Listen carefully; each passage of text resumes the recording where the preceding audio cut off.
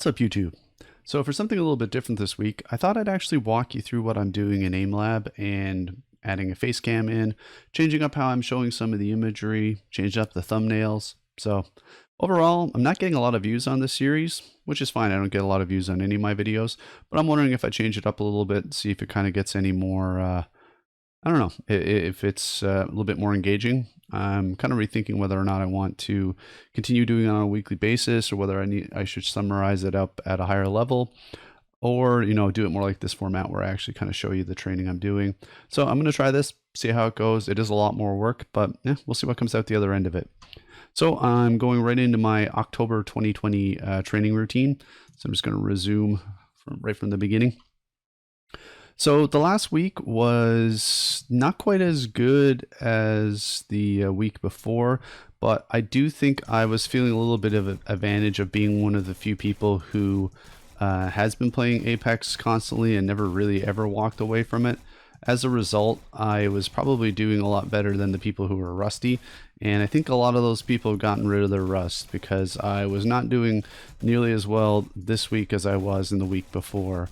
Largely because, like I said, I think some of those people that were out of practice, yeah, they shook some of the rust off. So my my kill death went down from in the 0.9s down to 0.82, which is not like a huge change, and it's still better than my overall average, and pretty much better than anything I did last season. So I'm not too worried about it. I'm just gonna keep focusing on it. Good thing is my Aimlab scores across the board have actually been doing pretty well.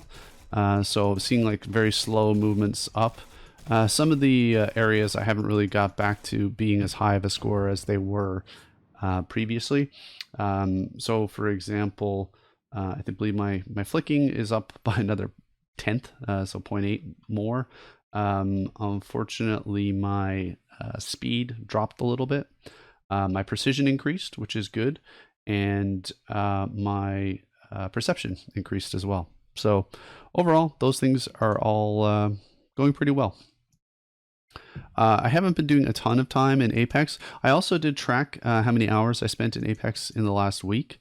So that statistic is currently at about 16 hours in the last week, which is actually a lot more than I thought it would be. I did play a lot last night. So now that we have that as a baseline, we'll compare that in the weeks coming to see if time in Apex is actually going to be much of a determinant of performance. I may actually start tracking the time in Aimlab as well, just to see if that's having an impact, because you should be able to get those numbers pretty easily from Steam. Just walking through here to this one.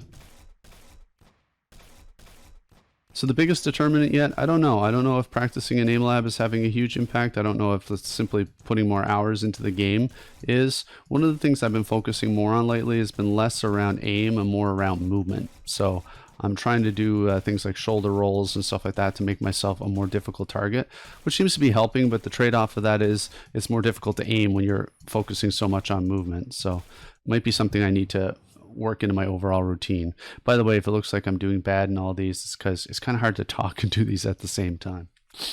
So far, I'm pretty happy with how Season 7 is going.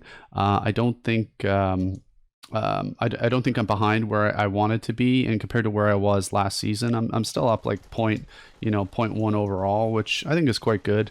I'm always kind of tracked to get to that 1 mark. I'm not kidding when I say I just want to be an average player. I don't want to be Shroud. I don't want to be the next person being picked up by a pro team. I just want to be able to get on a server and beat as many people as can beat me, and that's as lofty as my goals get. So not sure what that's going to take. I'm always kind of close. Like I'm not it's not like I'm down to like 0.2s or anything. I'm always pretty consistently somewhere above 0.7. So well, actually that's not always true. I had a bit of a time where I was below that as well, but yeah, like I just kind of want to keep progressing, and I want to be very methodical about how I actually go about trying to improve.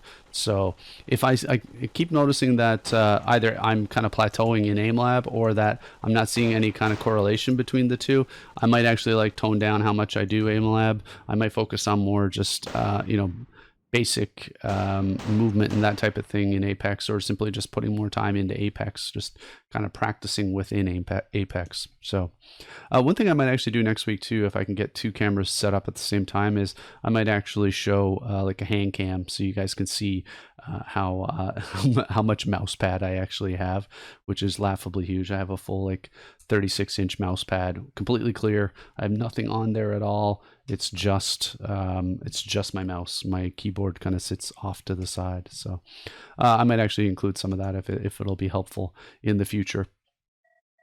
I really hate this test. Stupid sphere. Stay still. This is one actually that's really annoying if you have low DPI, because sometimes it stretches me right to the end of how far my mouse will go before it'll go off the end of the mouse pad. So if you have high DPI, you might actually like this one, but oh god, do I hate it. I don't really hate my time in Aimlab, but it does feel a little bit like working out. Like I feel good for having done it, but sometimes it's really hard to get there. Like obviously I just want to fire up Apex and play, right? You don't want to spend all your time working on your game.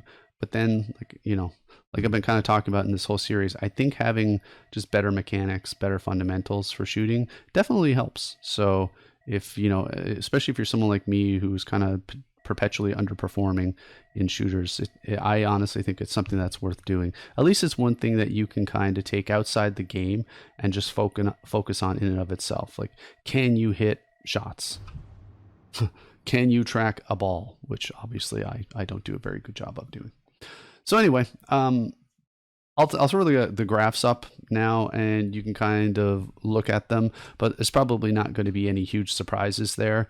When we're looking at the Aimlab graphs, everything is a very minuscule adjustment. It's not any kind of big change like we've seen some of the other ones in the past. It's just, I would say overall the trajectory is up. I've managed to stay in Ruby too, so nothing, nothing too concerning to worry about there. The average damage in Apex is down a little bit. Again, not a huge amount. It's pretty much in line with where I typically am. So I'm not that concerned. And KD is a lot lower than last week, but then again, it's a lot higher than what I had the previous season. So I am also finding that playing Bangalore in this season is a big advantage. I think she's a really good tune specifically for Olympus. So I don't know, maybe that's helping me out with that compared to the not so great scores I had last season. This week I'm hoping to put in a fair amount of time on Aimlab. I actually have a vacation day starting this week, so I might be able to put some quality Aimlab and Apex time in during the day, which will be a nice change of pace. So we'll see how many hours I put in. We'll see how those contribute to the bottom line at the end of the week, and yeah, probably potentially make some correlations between game, time in game, time in Apex, or time in Aimlabs, scores in Aimlabs, and scores in Apex. So anyway, I'm kind of tanking my scores here because, like I said, it's hard to talk and concentrate at the same time. So for anyone who tuned in, if you could do me a favor, let me know if you prefer this format. Do you like a more conversational style where I just kind of pop stuff up on the screen and have the gameplay in the background? Or do you like just kind of simply images with a description of what's happening? I think this format's better, but you guys are the judge. I'm not the audience. So anyway, as always, thanks for watching. Did you like that video? What, you did? Oh, here are some other videos on the left and a subscribe button. Just look at it. Don't you want to click it?